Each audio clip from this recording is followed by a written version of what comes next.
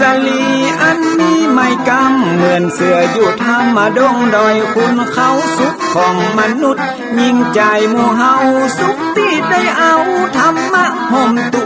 ม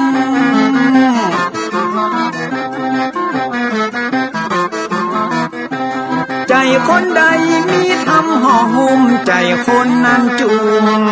ใจบ้านมันอยู่วิมานเวียงวังจันแก้วบ่มีในเต้าแล้วน้อง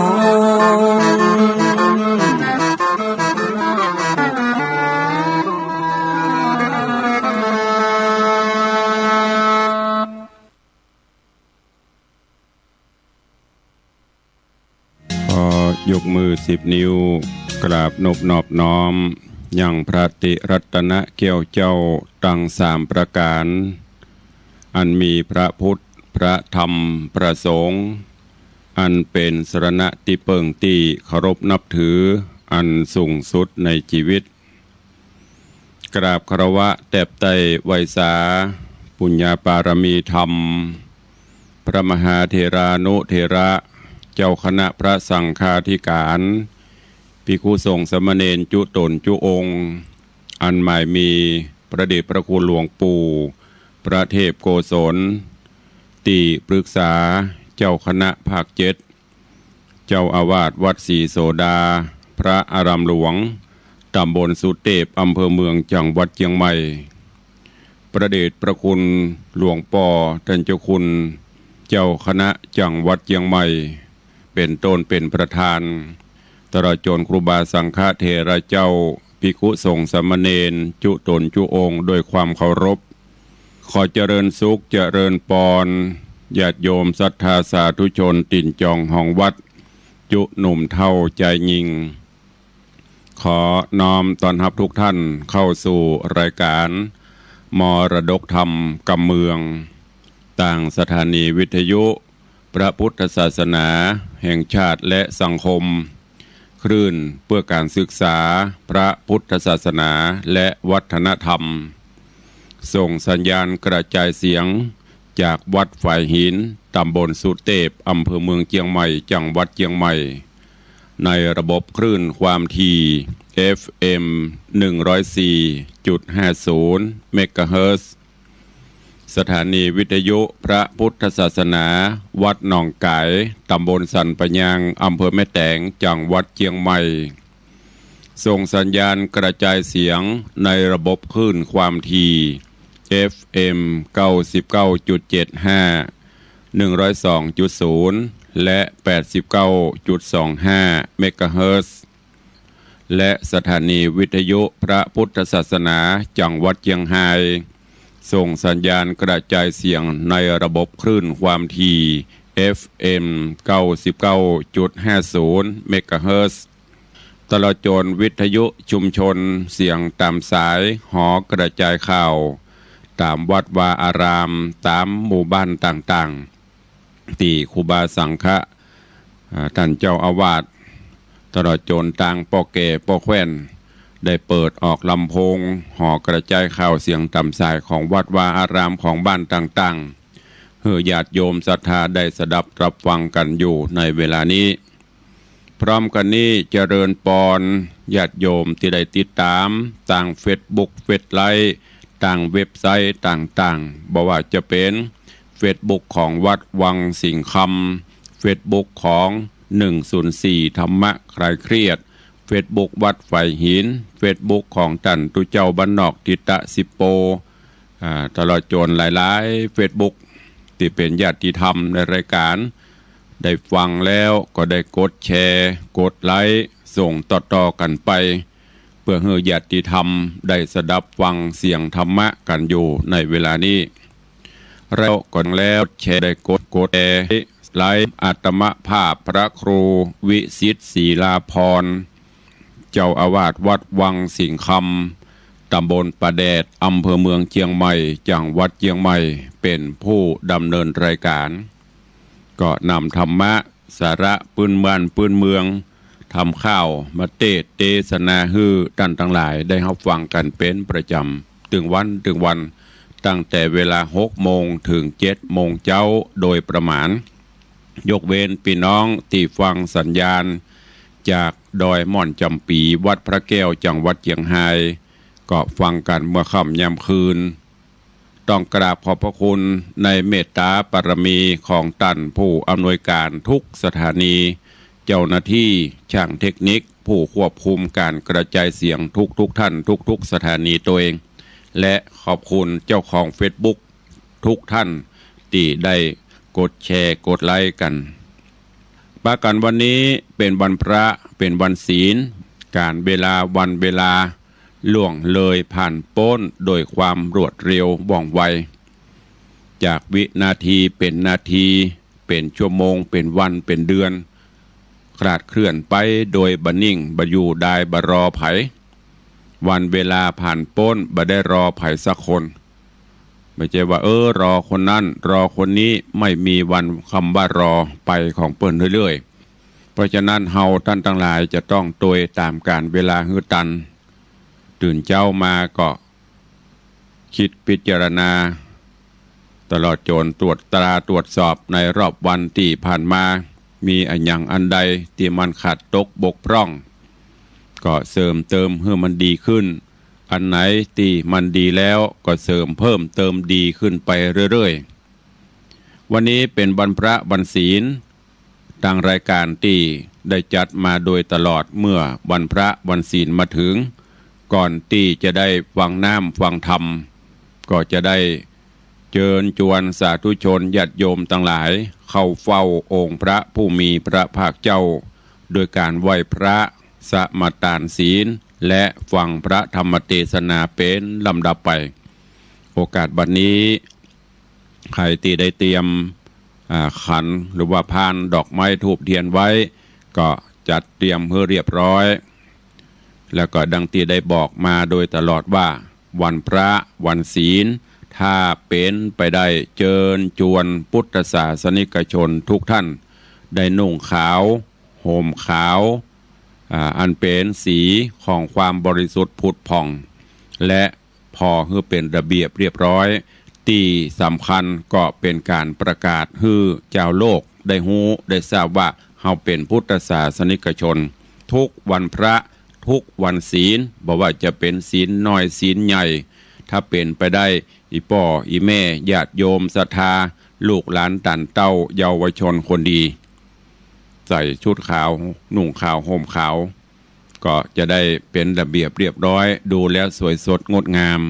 ก้อยๆฝึกกันไปเมินไปมันก็จะชินแล้วก็จะทำให้รู้ว่าโอ้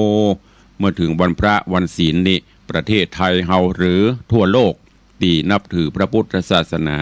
ปากันนุ่งขาวห่มขาวแล้วลองหลับตาจินตนาการว่าภาพนั้นมันจะประทับใจต่อใดอันนี้ตุลุงได้เชิญชวนและรณรงค์มาโดยตลอดเนอะวันพระวันศีลเตรียมขันข้าวตอกดอกไม้ถ้าไปวัดได้ก็ไปวัดไปวาไปใส่ขันข้าวตอกดอกไม้ส่งสาเข้าสาบาตรทำบุญตักบาตรประพฤติวัดปฏิบัติธรรมไปบ่ได้ก็อยู่บ้านอยู่จองนบไหวสาเอาเนอะโอกาสบัดนี้เชิญทุกท่านเข้าเฝ้าพระผู้มีพระภาคเจ้าพร้อมกันณโอกาสบัดนี้อิมินาสการเรนะพุทธังอภิปูชยามะอิมินาสการเรนะธัมมังอภิปูชยามะอิมินาสการเรนะสังฆังอภิปูชยามะอะระหังสัมมาสัมพุทโธภควาพุทธังภวันตังอภิวาเทมิสวาคาโตภควตาธัมโมธัมมังนะมัสสามิสุปฏิปันโนภควโตสาวกสังโฆสังฆังนะมามิ หันธรรมยังพุทธัสสะภะคะวะโตบุพพาคณมกาลังกะโรมะเส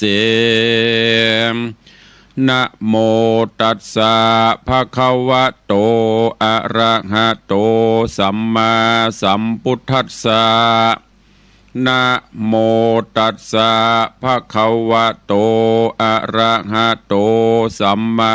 สัมพุทธัสสะนะโมตัสสะภะคะวะโตอะระหะโตสัมมาสัมพุทธัสสะอิติปิโสภะคะวะอะระหังสัมมาสัมพุทโธวิชชาจรณะสัมปันโนสุขโตโลกวิทูอนุตตโรปุริสะธรรมัสสารถิสัทธาเทวะมนุษสานังพุทโธภควาติสวากขาโตภควตาธัมโมสันทิฏฐิโกอากาลิโกเอหิปัสสิโก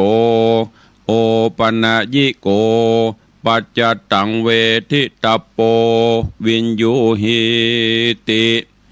สุปฏิปันโนภควโตสาวกสังโฆอุชุปฏิปันโนภควโตสาวกสังโฆยายะปฏิปันโนภควโตสาวกสังโฆสามีจิปฏิปันโนภควโตสาวกสังโฆยะทิทางจัตตาริปุริสายุคานิอัฏฐาปุริสาปุคลาเอสะภควโตสาวกสังโฆอาหุนยโยปาหุนยโยทักขินยโยอัญชลีกาลนิโยอนุตตรังปุญญเขตังโลกัสสาติได้ไหวพระนพธรรมจุ่มอกเย็นใจแล้วตอนนี้ไปตั้งอกตั้งใจสมาทานหับศีลมะยังพันเตติสาลาเนนะสังหาปัญจสีนิยจามาตุติยัมปีมะยังพันเตติสาลาเนนะสังหาปัญจลานิยจามาตติยัมปีมะยังพันเตติสาลาเนนะสังหาศีลานิยจามานะโมตัสสะภะคะวะโตอะระหะโตสัมมาสัมพุทธัสสะนะโมตัสสะภะคะวะโตอะระหะโตสัมมาสัมพุทธัสสะนะโมตัสสะภะคะวะโตอะระหะโตสัมมาสัมพุทธัสสะนะโมตัสสะภะคะวะโตอะระหะโตสัมมาสัมพุทธัสสะนะโมตัสสะภะคะวะโตอะระหะโตสัมมาสัมพุทธัสสะนะโมตัสสะภะคะวะโตอะระหะโตสัมมาสัมพุทธัสสะพุทธังสรณังคัจฉามิพุทธังสรณังคัจฉามิธัมมังสรณังคัจฉามิธัมมังสรณังคัจฉามิสังฆังสรณังคัจฉามิสังฆังสรณังคัจฉามิตุติยัมปิพุทธังสรณังคัจฉามิตุติยัมปิพุทธังสรณังคัจฉามิตุติยัมปิธัมมังสรณังคัจฉามิ ทุติยัมปิธัมมังสรณังคัจฉามิ ตุติยัมปิสังฆังสรณังคัจฉามิ ทุติยัมปิสังฆังสรณังคัจฉามิ ตติยัมปิพุทธังสรณังคัจฉามิ ตติยัมปิพุทธังสรณังคัจฉามิ ตติยัมปิธัมมังสรณังคัจฉามิ ตติยัมปิธัมมังสรณังคัจฉามิ ตติยัมปิสังฆังสรณังคัจฉามิ ตติยัมปิสังฆังสรณังคัจฉามิ ปานาติปาตาเวรมณีสิกขาปตังสมาติญามิ ปานาติปาตาเวรมณีสิกขาปตังสมาธิยามิ อตินนาตานาเวรมณีสิกขาปตังสมาติญามิ อาตินนาตานาเวรมณีสิกขาปตังสมาธิยามิ กาเมสุมิจฉาจาราเวรมณีสิกขาปตังสมาติยามิ คาเมสุมิชาจาลาเวรมณีสิกขาปตังสมาธิยามิ มุสาวาตาเวรมณีสิกขาปตังสมาติยามิ มุสาวาตาเวรมณีสิกขาปตังสมาธิยามิ สุราเมรยะมัชฌัปปมาทัฏฐานาเวรมณีสิกขาปตังสมาติยามิ พมมาจโลกาธิปติสหัมปติกัตนันสลีงันทิวลังอัญญาจทาสันติทาสัตตปาราชกชาติกาเทเสตุธัมมังอนุกัมปิมังปะชัง ได้ไหวพระได้สมาทานศีลเป็นที่เรียบร้อยลำดับต่อไปเจิญญาติโยมทั้งหลายได้ติดตามรับฟังธรรมเทศนาปื้นเมืองเหนือว่าจะเป็นจะได้ก็เจิญทุกท่านตั้งอกตั้งใจฟังณโอกาสบัดนี้นะโมตัสสะภะคะวะโตอะระหะโตสัมมาสัมพุทธัสสะอาโกนเตนาจิเนโกทังอาสาทุงสาธุนาจิเนชิเนกันทาลิยังทาเนนาสัจเจนาลิกวานันตินันทินันติสาทะโวดูราสัพปุริสะตั้งหลายตั้งยิ่งใจหน่อยใหญ่ผู้มักไฟตั้งธรรมจุงดาจำบทบาทอย่าได้ขาดสูญหายกิจการหลายม้วนหมู่อันมีอยู่เกงหาจุงวาลาตัดขาดสันนิบาตฟังธรรมจักไข่ปันบอกเราเฮือหูเก้าขี้ยาถึงมนุษย์สาโลกลาพ่องหยาบจ้ามัวดำกระตำกำบอกเหือดพองไม่เดือดเครื่องขี่บอกหูดีหูให้พ่องตกอยู่ไข่ตันหาพ่องโกธาโคตรง่ายพ่องโลภไล่อยากใดตันหาใหญ่สะหาวโตสะเป่าสะต้านโมหะดันลงเมากันตัวเฮาดังนี้จักหลีกลีสันได้อันจักไปกล่าวแก่ได้ผาแปรใจตัวบ่เหือเมามัวปะใบบาได้เป็นข้าใจตนเตียวเวียนวนไปสู่ยังติอยู่อบายข ขอศรัทธาหลายมวลหมู่จงพรำหูดาฟังบัดนี้แด่เตอศรัทธาอันว่าสัพปัญโยพระพุทธเจ้าตนเป็นเก้าติโลกาเตสนากล่าวจีหือแจงทีหันสายว่าชนะแปลเป็นไต้กล่าวแก่ก็คือภาพแปดดีลีจากไปตีลบภาพคาศึกหยาบนาแข่งนาวาเหือกวางแข่งมาจ้างอัวควายแห่งภายลายเลือดแหล่ก็ผาแป้บัดเดียวหรือพญาเรียวองอาจหูฉลาดจบทอง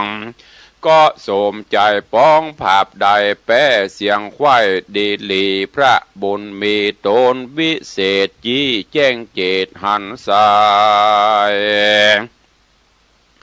ว่าแข่งอันใดโลกไตแข่งกันใดจุมือจักลังเตือก็การบ่อสะตานโปร่งวางก็หาตั้งเข้าแก่หือพาแป้ขึ้นมา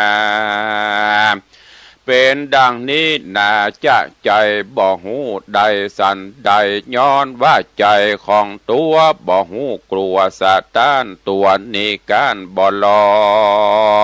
มใจนั้นหนอภาพหัว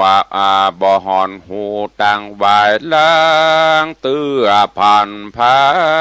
ยติ้วไตตังถอยไรมัวดำย้อนตัว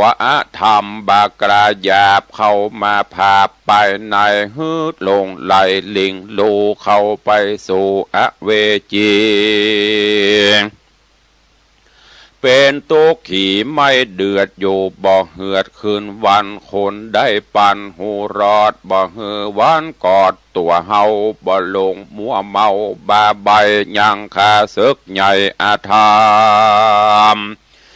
จากสุกนำจื่นจอยบอดต่ำก้อยมองขี่ข้าศึกมีนั่นโสดคือตัวคิ้วโคดโกธาโตสะนาแถมเล่าโมหะเศร้าตัวร้ายโลภะป้ายมัวดำตั้งตันหาน้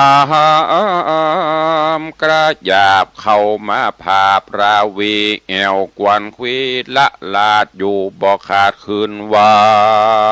นจากภาพแป้มันนั่นใส่พระที่ใบสัพปัญโยต้นเป็นครูแก่โลกดับทุกโศกมันภัยเตสนาไข่กล่าวแก่ว่าอัตตาหะเวจิตังไสโยการภาพแป้ใจตนเป็นมงคลเลิศดาลำเลิศป่าฮือเกิดโภกาใจนั้นนาหากเป็นนายส่วนรูปกายนั้นใส่เป็นข้าใจดิลีกันซึกมีกระยาบเข้ามาภาพในใจหรือมีคนมาคอยตอดตาถามลาบสาฟันแต่งเป็นกำแข็งได้ยอจะแจ้งปอดนาบอกโกถ้าโคดกระโตสะหยาบจ้าตัวหานป้าฮือมาปานของได้โอดจะไว้สันดีแม้นจักมีคนบาปใจกระยาบกาลีมาบุบตีถูกตองใจแห่งห้องกาญญาบอกโกถ้าโคดให้ตีตอบคลายกับตีตอบสายกำใดเต้าอดใจตั้งมาอานาเกิดจอดด้านไปยาวบ่อสะหาวสวกกราว่าคนต่อตากับเฮามีพระญาเบาละหมอกกึดบ่ออกใจตานตัวแห่งมันนั่นใส่เป็นคนถอยไล่ปาลามันจริงมาแจ้งป้อยบุบ ตีต่อยกับเฮาโอดบันเตาไว้ได้บ่มาดไม่มัวดามเอาขันติธรรมจองหอยนับถึงร้อยปันโหนดับจิตตนไว้มันบ่ไหววันไปมาอันโกธานี้เล่าหากเป็นเก้าป่าวายคนยิ่งใจโลกไตจักหมนไม่มองผ่านเสียวงวานปอแม่มีดแก้วแก่สหายคามเมตนาน้ำปีน้องคนร่วมห้องผัวเมียป่าเขาของเสียเครื่องใจเงินบาทไตคำคาพิษอาจญาเต้าเจ้ายังได้เขาขังกาได้โศกาตำก้อยตุกจองหอยเครื่องขีจางบอดเดชลายลาเกิดมาจากโกธาเหตุนั้นนาพระพุทธเจ้าตนเป็นเก้าศาสดาได้ขุนนากล่าวจีหูแจ้งทีตามรายว่าคนยิงใจน้อยใหญ่ไผ่อดบะไผ่อดใดบอกโกธาเป็นต่างป่าโป้นจากต่างทุกยากเครื่องขี่แม่นผลบดดีมาด่าอายหงห้าเจ็บใจเรือมาขาตาต่อยเป็นกำถอยหานีอดหยุดดีไว้มันบ่ดวนสันโกธานักปราชญาเป็นแก่นว่าอันนี้แม่นขันติธรรมเป็นตั้งนำไปรอดเวียงแก้วยอดเนรปานดังกำโบราณกล่าวไว้ว่าอดเผ็ดได้กินหวานอดใจสันได้ซาอดไว้นาเป็นคำอดบดได้เป็นลำต้อนไม่ขอจุงได้ขาดนิ่งนายแม่นคนใดอดใดบอบมาดไม่โกธานักปราชญากล่าวแก่วัดใดภาพแป้ใจต้นเป็นมงคลเลิศลาดลำเลิศป่าฮือเกิดสวัสดีและนาดังเมอาติตากล่าวจีหือดาฟังอาติตั้งล่วงแล้วพระตนแก้วยอดมุนี10จัดมีทวน6กรรมมาตกจากลากเกิดมาเป็นนาคต่ำไตอยู่เมืองใหญ่บาดาลมีนามค้านบอกเราว่าภูริทัตเจ้าบุญมีศีลดวงดีสะอาดบ่ได้ขาดหักษาวันหนึ่งนายังจอดยังบนยอดไปดอยไกลจอยวอยปากกว้างปั้มเป่งสร้างปาระเมหวังได้สู้ขี่ไปนากลำตัวกล้ามาไขว้ก็มีพรานใหญ่หมองูเป็นศัตรูตัวหายเตียวต้องพายเล็งหานหรือพายผ่านเข้าไกลยับเอาใส่กังการีบนำปลาบ่อจะลัดข้ามป่าดงดอนสู่นกรเวียงกวางมีจื่ออ่างว่าปาราณสีส่วนเจ้าบุญมีนอนเล่าห้อนไม่เอาเครื่องกาย้อนเข่าเขขาข้ามขาตีนย่ำนาและลังเป็นทุกขังบอดน้อยน้ำตาย้อยลำลายเจ้าโอดใจมักอาโสดบอกคิวโคดมาบ่ฮือคิวโคดมาปานกันโกทหารไม่เดือดมาบังเกิดในใจเท่าจังไหลใบบอดจากถูกกูตอดเป็นผีบอดดาบอเป็นดีสักหยาดศีลสะอาดดวงใส ตีอังขาดไปด่างพร้อยได้ตำก้อยเครื่องกาเหตุนั้นนาตัวเฮากวนบันเตาโอดไว้บอกโขดไม่เครื่องขี่แม่นเข่าจักตีหรือฟาดดาจักขาดใจตายขันตีลายโอดกลั่นบอดด่วนสันโกธาเอาเมตตาเขาโพดเฮือคิวโคดนี้หายกะรุณาลายจุเมื่อใจไฟเอื้อยินดีอุเบกขามีลามเลิศป่าหือเกิดเจยบานบุญสมปานจุ้ยก้ำได้ล่วงลำโอนตารายปาละมีลายเลิศแล้วได้นั่งแต้นแก้วเป็นสัพปัญญูส่วนหมองูบอดใบกะตำบาปเลือลายการมันตายจิตขาดสติวิปลาสเวโวนก็เอาตนมกใหม่ที่ลุ่มไตอเวจีเป็นทุกขี่ไม่เดือดอยู่บ่เหือดคืนวันและนาแถมประการหนึ่งใส่คนน้อยใหญ่ยิ่งใจโลภะลายเกิดตองในแห่งห้องสันดานมันเป็นมันตัวให้ลงมาลงอยู่ไข่อานาเนียบาราบอดใบโลภอยากได้ของเขาลงมัวเมาบอกขาดตันหาปาดบังอามมืดมัวดำถอยร้ายไฟเอาไม้เผาใจหืดหลงลายข้ามเจ้าฮ้อนไม่เอาคืนวันไฟบ่มีควันแต่ใส่แต่ฮ้อนไม่เหลือแห้งฐานไฟแดงว่าฮ้อนนักหน่วงคอนเหลือหลายถูกต้องกายคนเฮาฮ้อนบ่เบานักแก่หากฮ้อนแต่หัวตีเอายาดีเข้าใส่ฮ้อนแสบไม่ก่อนนี้หายส่วนตันหาหลายนั้นใส่ฮ้อนเอาไม้นำนาบ่สั่งซาสักเตื้อไม่จุเมื่อคืนวานจักภายพันจักผ่าเป๊ะมันดันเราจูงตัดลากเงาหัวตีตัดตันหามี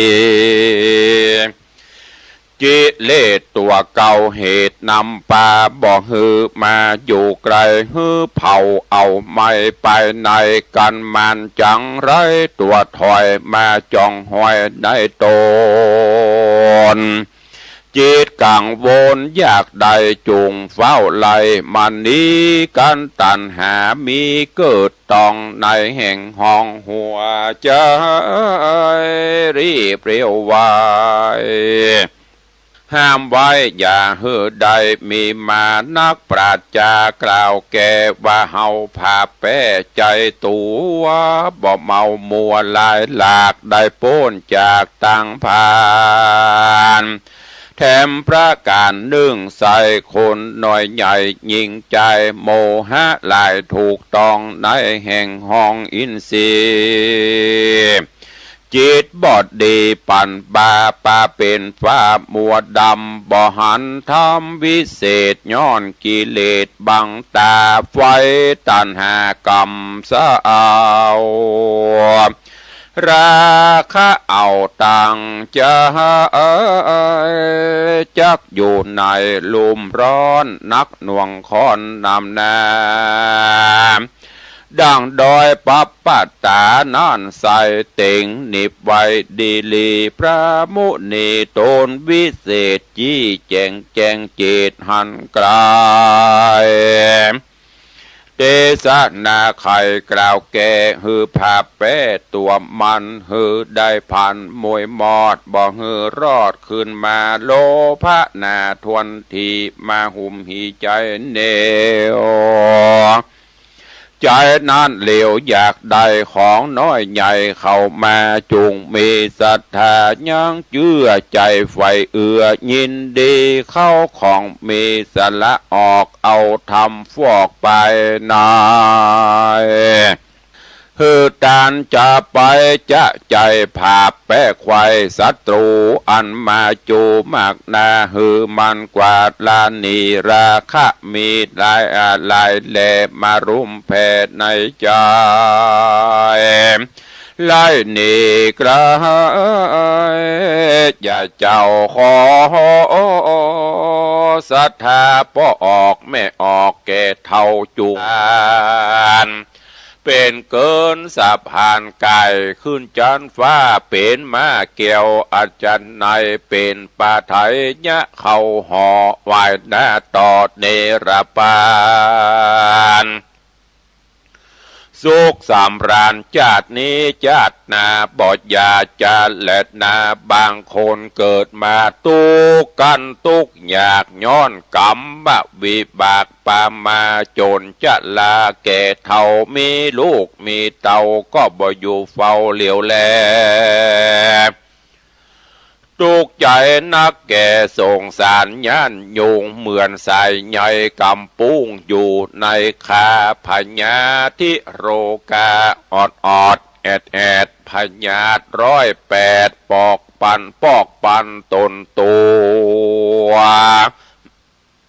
เป็นลมเจ็บหัวปวดเขียวเป็นปากเบี้ยวกลางกลับเป็นโรคตับโรคปอดตามืดบอดมัวฟางเป็นขังสร้างปุ่มใหญ่เป็นต้องตาใกล้บวมปอ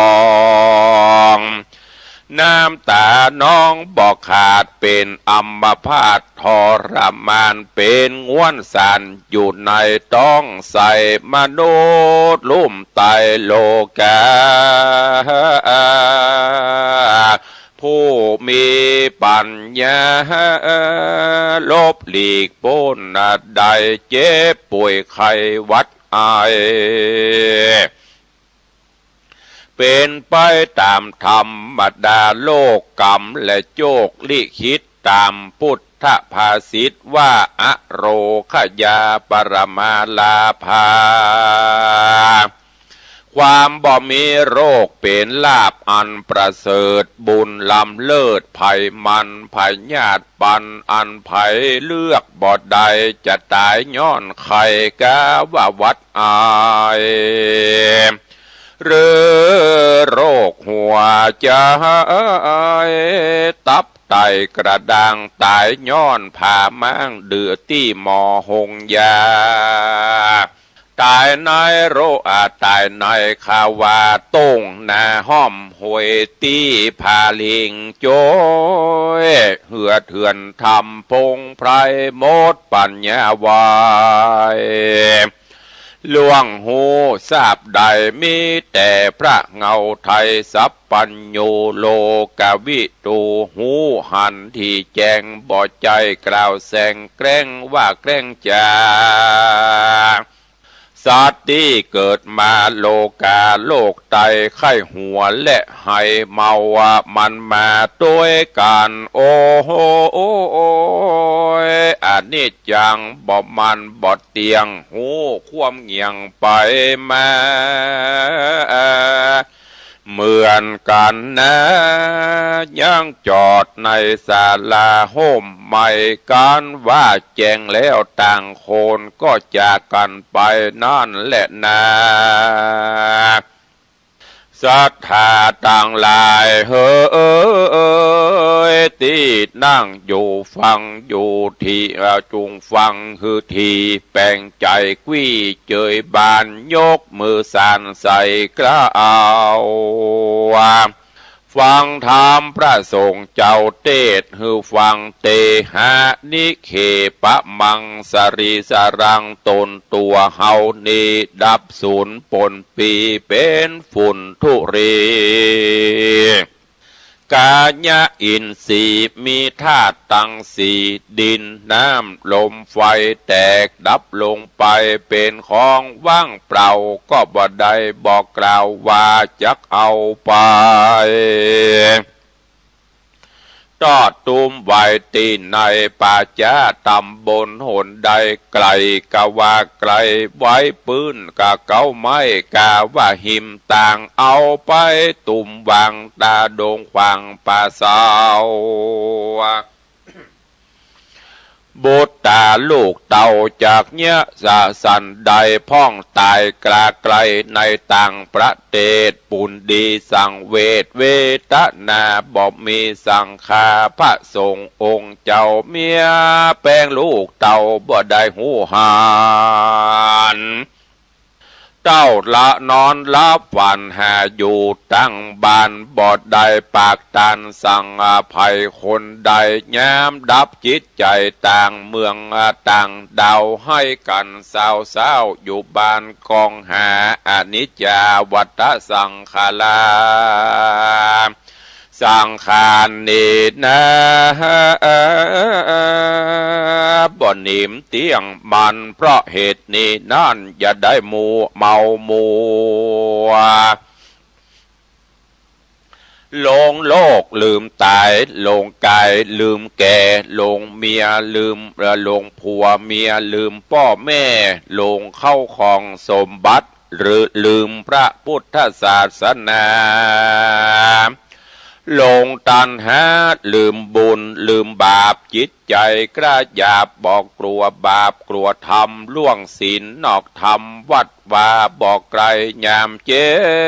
บเป็นป่วยใครไกลหมอละนาจริงก็ตึงหาพระสงฆ์องค์เจ้า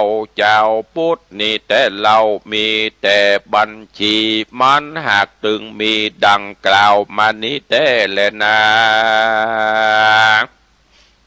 คติมากาตีไปเบื้องหน้าเหาะยามตายภาคนาเมืองคนแล้วแต่กุศลผลบุญได้สร้างจิตใจสวยลางมาละมนทินเป็นผู้มีศีลข่าวใสสะอาดบอดใดประมาททำบุญฮืดจานตามพระภูบาลกล่าวไว้ว่าจิตเตนะอาสังกิริเทสุขติปฏิกังขาผู้จักไปถึงสุขติใดก็เพราะมีศีลทาจิตใจบ่เศร้ามองสุขติสวรรค์เป็นอันหวังไปใดจิตใจหม่นไม่จักใดไปสู่อบายบ่มีความละอายต่างบาปมีใจฮึกหยาบเศร้ามองบ่หูกอง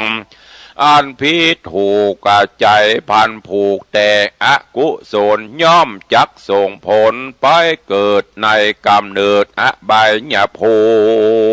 มิเหมือนไฟสุ่มทารุมห้อนไม่ตามภาษิตว่าไว้ว่าจิตเตสังกิริเททุกขติปฏิกังขาเมื่อจิตใจเศร้ามองทุกขตินรกเป็นอันไปใดตัดสามาเหตุนั้นใส่มนุษย์โลกใตยิ่งใจอย่าได้เสียดายตระหนี่หุ่มหีทรัพย์ลวงลายเป็นของนอกกายตายแล้วละเอาตัวไปบ่ได้จะขะนำออกใจเป็นของทานจักเป็นปริวันตัวพอเป็นสเบียงห่อตัวต่างนามากาต่างไปสู่เวียงแก้วพระผ่านแผ่วว่าเป็นทรัพย์ไปในเกิดปัญญาสายหูหันแจงทีหูถูกที่กองทำหูตั้งดำมืดเศร้าหูดังนี้เราเรียกว่าคนดีบ่อยาจะเล่นนานิทิตังขีญาอันเตสนายังปะกินกะธรรมบกะทาวัตะสงสารก็บังโกมสมเรศสเดชวันนี้ได้นำเอาพระธรรมเทศนา เกี่ยวกับเรื่องวัฏสงสารคือการเวียนว่ายตายเกิดของสิ่งมีชีวิตหรือมนุษย์โลกเมืองคนเฮานี้มาอุจาเทศนาฮือท่านทั้งหลายได้รับฟังก็หวังว่าคงจะเป็นข้อคิดเตือนจิตเตือนใจคือท่านทั้งหลายน้อมนำไปคิดพิจารณาอย่างในธรรมเปิ้นบอกว่าอานิจจังทุกขังอนัตตาเฮาท่านทั้งหลายก็ได้ยินมาจนชินหูบางคนอู้ได้แล้วแลดว่าเกิดแก่เจ็บตายเป็นของธรรมดาอานิจจังทุกขังอนัตตาบ่เที่ยงแท้แน่นอนบ่เจตัวบ่เจตนฮู้แต่ว่าเฮาบ่ได้เอาไปปฏิบัติเปรียบเสมือนเฮามียารักษาโรคภัยไข้เจ็บได้ชะงักแต่เฮาบ่กินเมื่อเฮาบ่กินโรคมันก็กำเริบฮู้ว่ายาหม้อนี้ต้มกินแล้วหายเป็นโรคนั่นเป็นโรคนี้หรือยาโรคอันนี้ เป็นยาอายุวัฒนะกินแล้วอายุจะมั่นขวัญยืนแต่เฮาบ่ได้แปลงกินเฮาบ่ได้พอบ่ได้ซื้อมากินมันก็บ่มีประโยชน์ฉันใด เฮาฮู้หลักศีลหลักธรรมอย่างที่ทุเจ้าก็ดีครูบาอาจารย์ท่านเจ้านักปราชญ์ราชบัณฑิตเปิ้นก็ชี้แนะชี้นำเฮาอยู่ตลอดว่าศีล5ข้อตั้งแต่ข้อ1 2 3 4 5เปิ้นเตือนสติอย่างพ่องเปิ้นห้ามยี่อย่างพ่องถามว่าเฮาตั้งพุทธศาสนิกชนเฮาฮู้ก็ฮู้หมดว่ากันได้หมดแต่เฮาบ่ได้น้อมนำไปคิดพิจารณาเฮาบ่ได้เอาไปใช้ประโยชน์มันก็จึงบ่บังเกิดขึ้นมีดมีจะคมปานใด